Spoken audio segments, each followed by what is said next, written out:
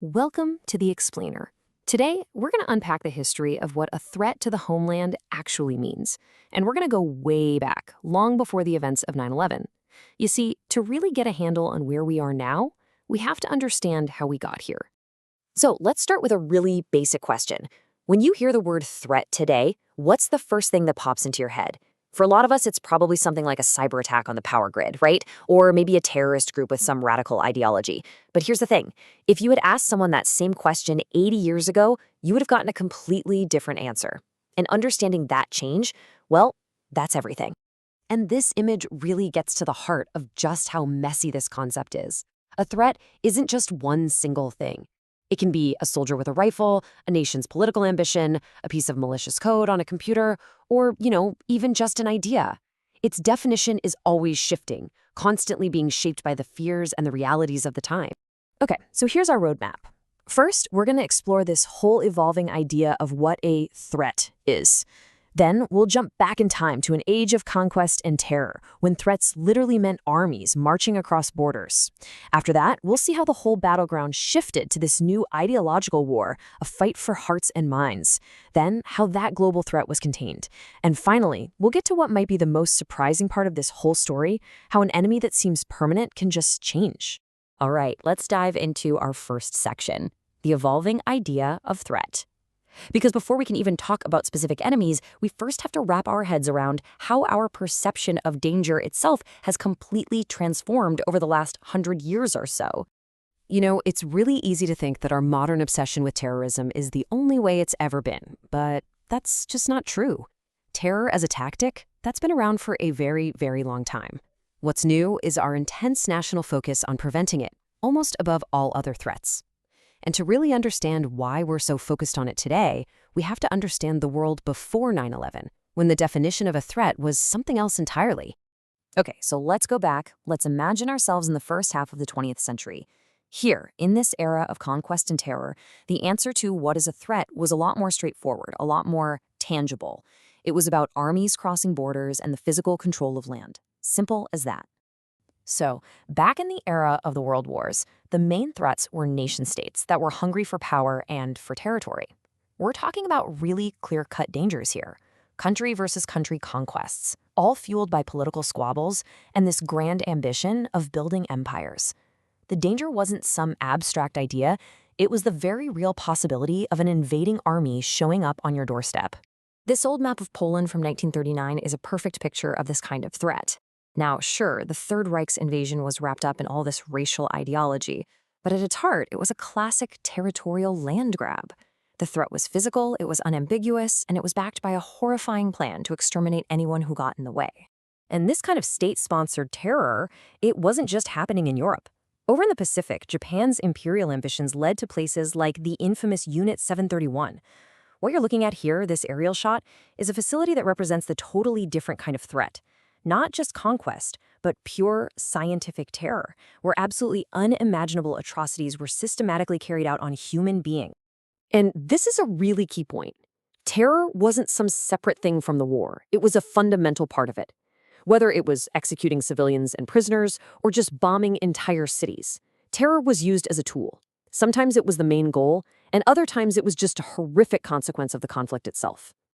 But then, out of the ashes of World War II, the entire nature of global threat just shifted dramatically. The old empires were shattered, two new superpowers were on the rise, and a completely different kind of conflict began. This was the new ideological war, a battle fought not for land, but for the hearts and minds of people all over the planet. The world was essentially split right down the middle, creating what's called a bipolar world order. You had the United States and its allies on one side, and the Soviet Union and its bloc on the other. And this wasn't just politics, it was a deep ideological canyon separating them. The main conflict became this global battle of ideas, fought with everything from propaganda to spies. And this chart, it really boils down the core of that whole conflict. On one side, you've got Western ideals, democracy, individual freedoms, capitalist economies. And on the other, the Leninist revolutionary mindset, authoritarian control, a state-first ideology, and communist doctrine. These weren't just different policies, you guys. These were two fundamentally opposite visions for the entire future of humanity. So, That brings up a huge question. How do you even fight an ideological war? I mean, how do you contain a global threat that isn't just an army, but an idea?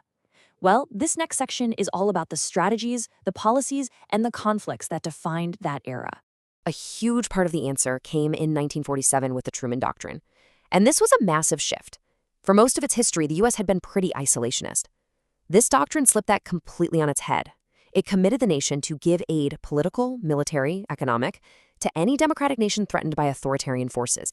And let's be real, in 1947, authoritarian forces was basically code for one thing: communism. This policy became known as containment, and it led directly to a whole series of absolutely devastating proxy wars.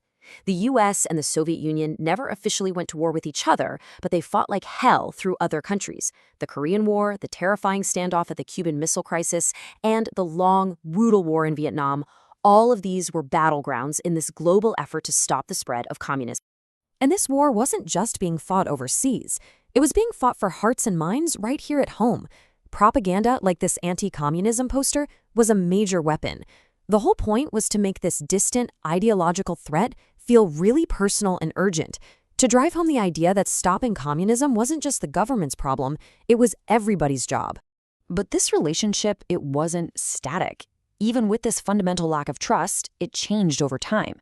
In the 70s, you had President Nixon pushing for a new kind of cooperation. Then, in 1983, President Reagan famously called the Soviet Union an evil empire. And then finally, with the rise of Gorbachev and the fall of the Berlin Wall, the entire conflict that had defined the world for decades just fizzled out.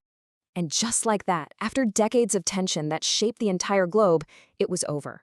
The Berlin Wall came down, and it symbolized the collapse of the whole Soviet Union.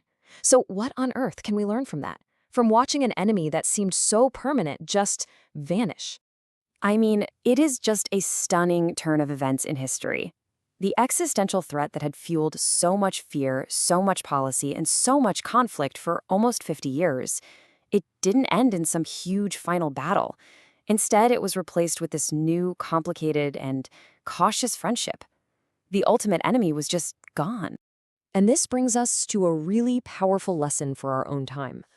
For nearly half a century, the ultimate threat was the Soviet Union. Today, for many people, the ultimate threat is this decentralized network of terrorist extremists. But what history shows us is that the definition of our number one enemy is not and has never been set in stone. And that really brings us to the single most important takeaway from this entire journey. Enemies are not permanent. They are subject to change.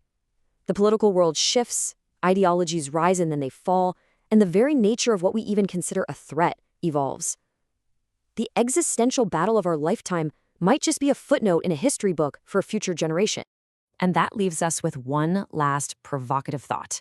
This history teaches us that the whole concept of a threat is fluid. The ultimate enemy of one generation can become the cautious friend of the next. And that forces us to ask, if the enemy that defined the entire 20th century could just disappear, who or what will define the threats of tomorrow?